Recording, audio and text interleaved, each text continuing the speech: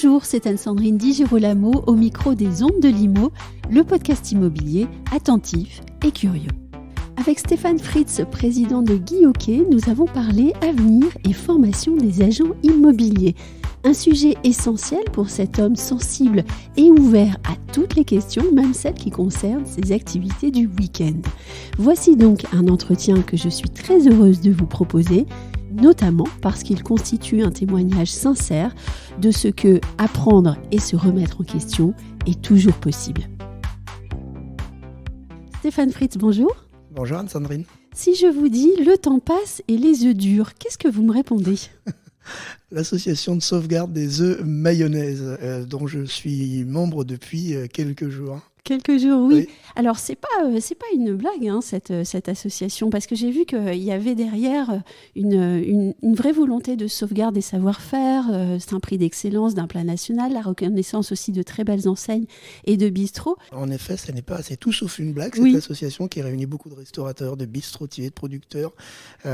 C'est un restaurateur qui a lancé ça à Sébastien.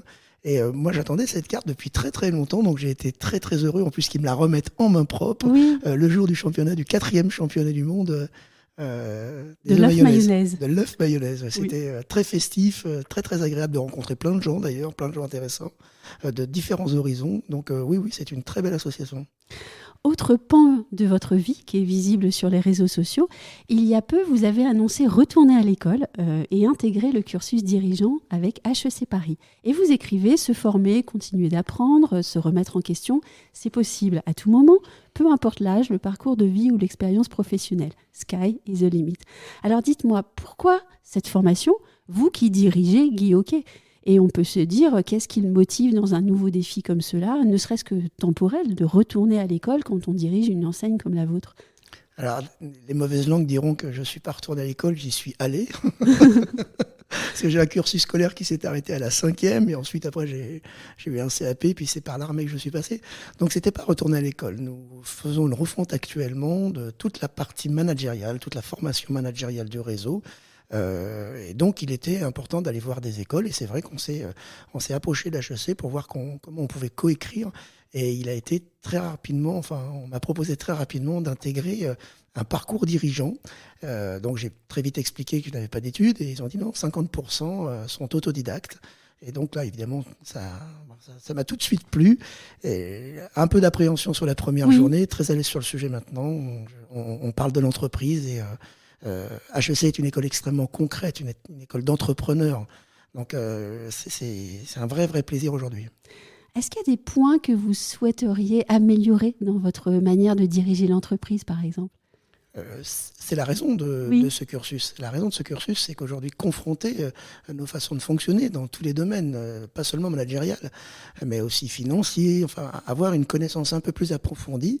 Et de toute façon, on a toujours à apprendre. Je pense se remettre en question, c'est essentiel en fait. On ne s'arrête jamais d'apprendre, parce que déjà les choses évoluent, et il nous faut remettre aujourd'hui nos compétences et nos savoirs au fur et à mesure des évolutions du temps. Le monde bouge, et il faut bouger avec lui, et c'est par la formation qu'on peut accompagner, que ce soit les collaborateurs, les patrons, et en commençant par nous déjà. Vous dites que le monde bouge, Guy Hockey a intégré aussi le groupe Arche. Est-ce que cette intégration a changé votre manière de travailler, vos ambitions ou vos process ?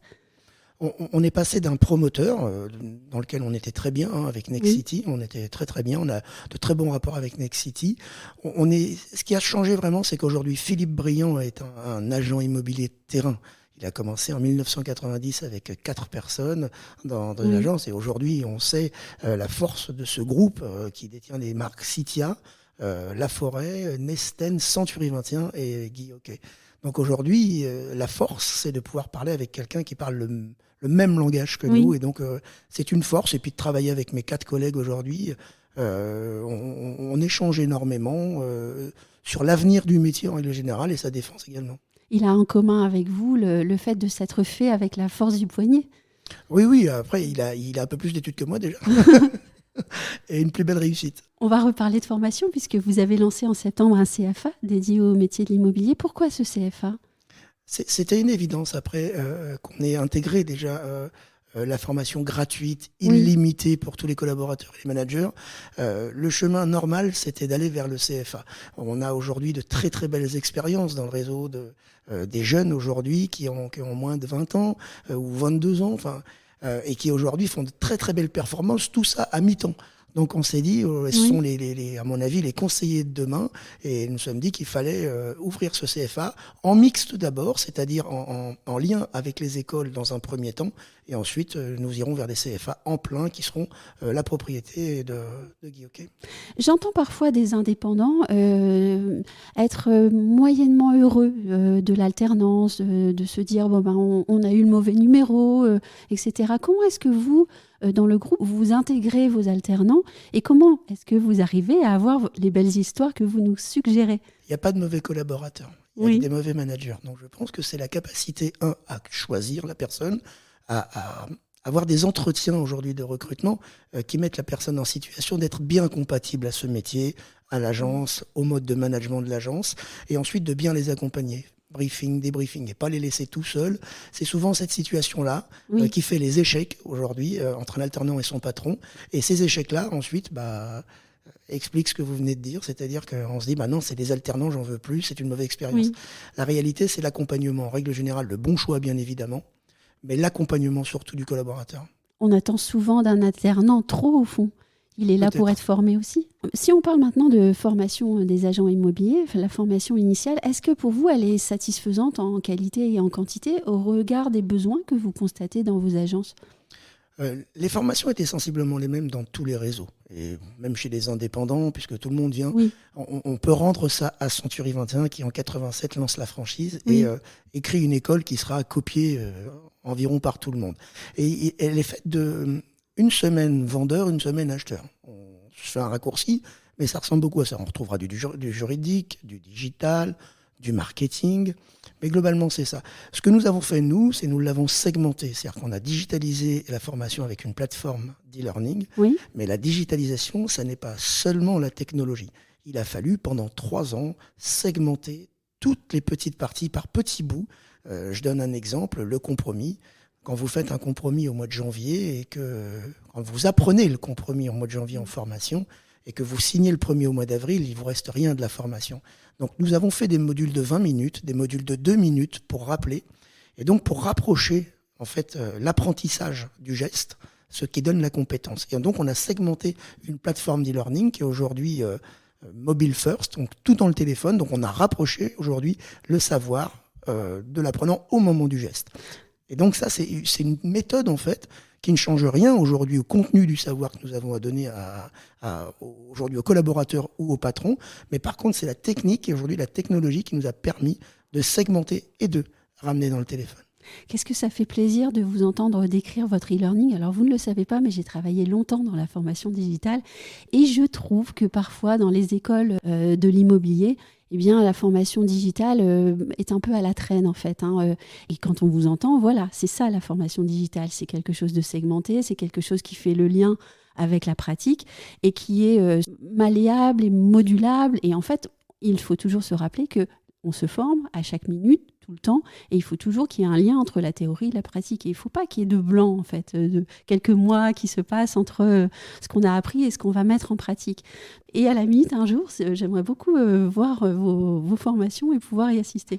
Avec grand plaisir. Je sais que vous prêtez une attention particulière à la formation chez Guy Hockey. Je vous ai entendu en parler dans plusieurs conférences. Sur quelle thématique vous avez mis l'accent en 2022, dans la période post-Covid ? Et selon vous, sur quelle thématique il faut travailler pour les années à venir, par exemple 2023 ? Sur l'être, principalement. Je pense que nous avons fait les cours de théâtre en master, on l'a fait 2 fois déjà, on va réitérer, ça plaît énormément déjà au réseau. Et puis ensuite, ça permet déjà, de former des groupes, à travailler collectif, donc ça c'est très intéressant. Et ensuite, ça permet aux gens aussi à sortir un peu de leur corps, à avoir moins peur de la relation, puisque c'est difficile quand même. Aujourd'hui, le métier d'agent immobilier ou de conseiller en immobilier, c'est beaucoup de prospection avec des gens qui n'ont pas tout le temps envie de vous voir arriver. Donc c'est un métier difficile de ce point de vue-là, et donc ça aide beaucoup. Je pense que l'accent, il est à mettre sur l'être. Le savoir, on doit le segmenter, on l'a dit. Il reste somme toute assez simple. Il y a un savoir, ce qui est compliqué, c'est toute la partie juridique. Mais celle-ci, elle est accessible assez facilement, et il faut juste s'y intéresser. Oui, j'aime beaucoup aussi votre réponse puisque vous n'avez pas dit savoir-être, vous avez dit être. Et c'est quand même beaucoup plus profond en fait, comme compétence à acquérir. Oui, là, alors quand je dis on passe par le théâtre, Oui, ça a fait rire beaucoup au démarrage, mais non, la réalité, c'est qu'on en a des bienfaits tout de suite, de façon immédiate, et les patrons nous en parlaient. Les collaborateurs de retour étaient un peu plus, alors je dirais pas extravertis, on fait pas passer un introverti à un extraverti, non. mais plus ouverts. Et, Oui. oui. Oui, et puis à mieux se connaître, à savoir dans quelle situation il va être en danger, il va se mettre en danger, et puis dans quelle situation il va pouvoir s'épanouir. Oui. Si je vous demandais finalement de dresser le portrait robot de l'agent immobilier de 2028, je ne vais pas vous demander d'aller au-delà, puisqu'on a parlé des questions juridiques. C'est vrai que le métier devient de plus en plus juridique avec des questions très pointues. On parle aussi parfois de digitalisation, alors ça c'est commun. On parle de Web3, de métaverse, alors là on part un peu dans les étoiles. Pour vous, l'agent immobilier dans 5 ans, il ressemblera à quoi ? Je pense qu'il ressemblera à beaucoup de choses et pas seulement, il n'y aura pas qu'un profil. Je pense que tous les modèles cohabiteront aujourd'hui. Les modèles des mandataires, peut-être quelques pure players qui pénétreront le marché. À ce stade aujourd'hui, c'est pas du tout le cas. Il n'y a pas un seul pure player qui a aujourd'hui digitalisé le métier. Donc, et même Uber, c'est des gens derrière. Vous voyez, donc, l'ubérisation, ils ont essayé avec l'ubérisation du métier de l'immobilier. Rien n'a fonctionné jusqu'à maintenant, c'est les gens. Le patron de Proprio lui-même disait, en 2017, si on avait su que c'était pas le prix, mais les services que les gens voulaient, on aurait changé notre modèle. Donc, je pense que ça cohabitera, ça finira certainement par pénétrer, mais je pense que ça cohabitera. Nous, notre métier à nous, ce sera d'être multiservice. On choisira nos clients. On cherche aujourd'hui des clients qui n'ont pas envie de s'embêter avec le déménagement, l'assurance, le crédit. Ils veulent être tranquilles, le prix n'est pas un problème de ce point de vue-là. Ils veulent juste, par contre, quelqu'un qui connaît un petit peu mieux qu'eux. Oui, c'est le but. Oui, c'est un peu. Et donc, on veut non seulement connaître un peu mieux qu'eux, mais connaître. J'aimerais que les collaborateurs aient au moins un vernis sur le financement, sur l'assurance, sur le déménagement. On doit renseigner, conseiller, enlever les irritants, accompagner. Nous sommes des commerçants, des prestataires de services, et on doit accompagner. Donc, je pense que demain, l'agent immobilier que je souhaite, en tout cas pour Guy Hockey, c'est un collaborateur multicompétences et on voit l'importance de la formation pour pouvoir aller sur toutes ses compétences et il sera multiservice. Oui, vous avez dit un mot très important, vous avez parlé de la trace des connaissances. C'est vrai qu'il est souvent beaucoup plus important de savoir qu'on ne sait pas et qu'il y a quelque chose là à creuser plutôt que de se dire « je sais tout ». Oui, alors déjà, on ne sait pas tout. En plus, les choses changent. On l'a dit au tout début, les choses changent. Regardez par exemple la rénovation énergétique. Qui connaît les entreprises? Qui sait ce que c'est que le RGE? Qui est expert en diagnostic à part les diagnostiqueurs? Comment on peut renseigner les gens? Donc, on a fait des formations d'une journée sur la rénovation énergétique, non pas pour en faire des spécialistes dans tous ces domaines, mais à minima avoir un vernis pour conseiller nos clients et aller vers des entreprises RGE, aller vers les aides sur ma prime rénov', mais il fallait à minima, et c'est la formation qui vient aujourd'hui apporter. Et il va y avoir beaucoup de choses qui vont changer. La fiscalité va changer sur les locations saisonnières dans très peu de temps. Il va falloir à nouveau reformer. C'est par la formation qu'on va apporter cette compétence et donc le conseil à nos clients. Et pour terminer, je vais revenir à votre post Facebook où vous écrivez que Sky is the limit. Quel projet rêvez-vous de développer ? Le projet que je rêve de développer, c'est les gens. C'est-à-dire les collaborateurs, j'aimerais que la compétence soit forte, je viens de le dire, mais entre l'intention d'un franchiseur et la réalité de terrain, la valeur, elle se crée entre le collaborateur, le plus petit d'entre nous, et le client.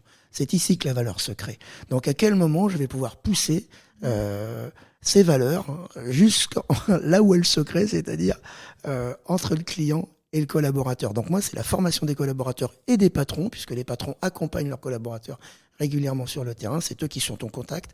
Donc c'est vraiment par la formation. Je veux monter le niveau de jeu.